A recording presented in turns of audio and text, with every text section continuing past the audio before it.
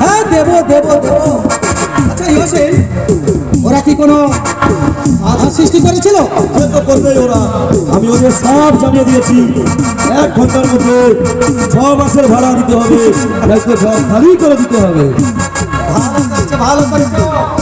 গরিবগুলোকে আমি কিছুতেই সহ্য করতে পারি না। যত সব জাতি ফেলো না আছে ওদের জীবনের কোনো লক্ষ্য, ওরা পারে এই ধনী সমাজকে দায়ী করে নিজেদের ব্যবসাটাকে ভাবতে।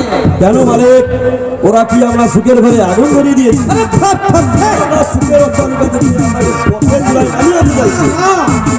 সে সাধ্য ওদের কথা। আচ্ছা ইয়াসিন, আজ যখন করেছো তারপর তো তোমাকে দিয়ে দিতেই হবে, তাই না? তোমার পক্ষটা বুঝে নাও। 500 টাকা হবে না মালিক, তার মানে আরো কিছু ছাড়তে হবে। কত দিতে হবে? দাম পক্ষে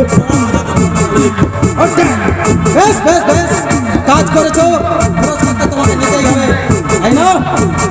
পুরো 5,000 আছে।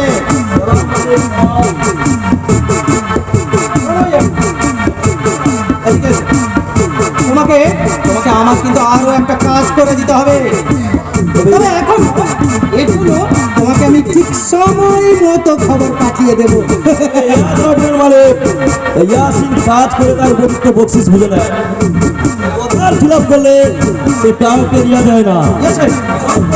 ধনী লোক হোক না কেন, ওনাকে যখন রেখেছি এই টাকার সঙ্গে সম্পর্ক বকশিসের সঙ্গে নয়।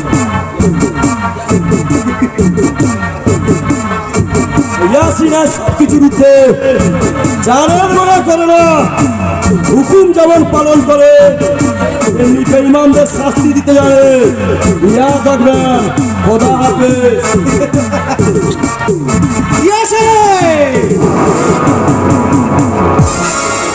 জানো না আমাকে শাস্তি দেওয়ার মতো এই সমাজে কারো শক্তি নাই।